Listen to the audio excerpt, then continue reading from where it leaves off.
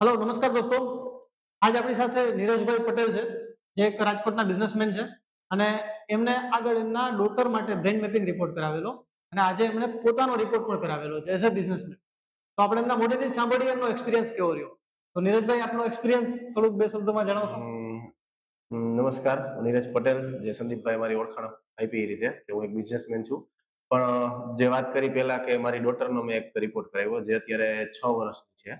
પણ રિપોર્ટ જોતા અને રિપોર્ટનું કન્ક્લુઝન કે રિપોર્ટ ચેક કરતા એવું લાગ્યું કે ખરેખર આ રિપોર્ટમાં હજી 1-2 વર્ષ પહેલા કરાવવાની જરૂર હતી, કે ઘણો વધારે સારો મને મારી દીકરી ઉપર મને ગ્રોથ મળે અને મને ઘણું શીખવા મળે.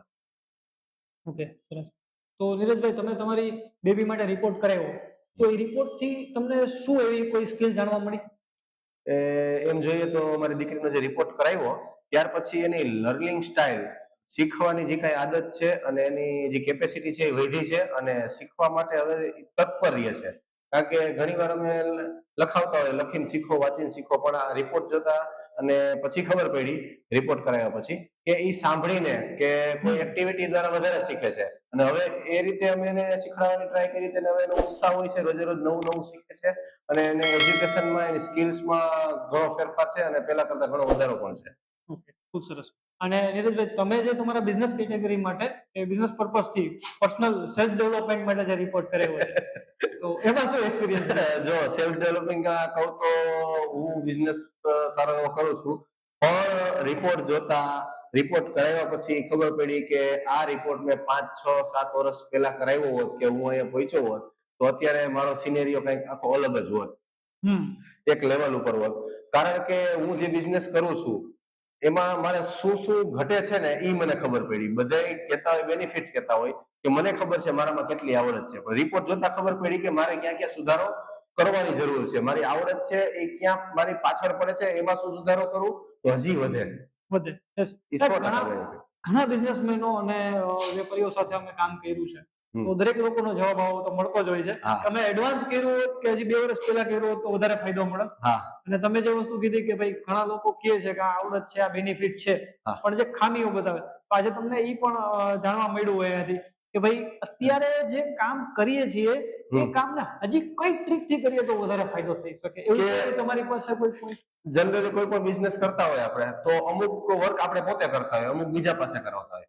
તો રિપોર્ટ જોઈને ખબર પડી કે હું જે વર્ક કરતો હતો ને એ ખરેખર મારે કરવાની જરૂર નથી. મારી હિડન કેપેસિટી આખી બીજી હતી. એ વર્ક મારે કરવું જોઈતું હતું, અત્યારે હું જે કરું છું એ મારે બીજા પાસે કરાવવાની જરૂર હતી, કે ત્યાંથી તો હું ઝડપથી આગળ વધી શકું. કે મને દાખલા તરીકે મારી સેલ્સમેનશીપ વધારે, હું સેલ્સમેનશીપ ઉપર ધ્યાન આપતો હતો પોતે કે વધારે કરું તો પણ ખરેખર મારી મેનેજમેન્ટ સ્કિલ છે કે હું મેનેજમેન્ટ કરી લઉં અને સેલ્સમેન માટે બીજા માણસો રાખું અને તો મારી ગ્રોથ ઝડપથી થાય. મને તો ત્યાં લગી એમ જ હતું કે મારી સેલ્સ પર્સનની એક કેટેગરી છે, હું સારું સેલ કરી શકું, પણ પછી મને ખબર પડી કે મેનેજમેન્ટ કેપેસિટી મારી એના કરતા પણ વધારે સારી છે. તો સેલ્સ માટે કોઈ રિપોર્ટ કરાવેલો હોય તો ભલે, ન કરાવેલો હોય તો સેલ્સ પર્સન ગોતી લો તો હું ડબલ સ્પીડથી વધારે સ્પીડથી આગળ વધી શકું. એટલે મેં કીધું કે 5-6 વર્ષ પહેલા હોત ને તો મારો આખો સિનેરિયો અલગ હોત. અલગ હોત. રાઈટ. તો જે લોકો આપણી સાથે છે એમને તમે કોઈ મેસેજ આપવા માંગો?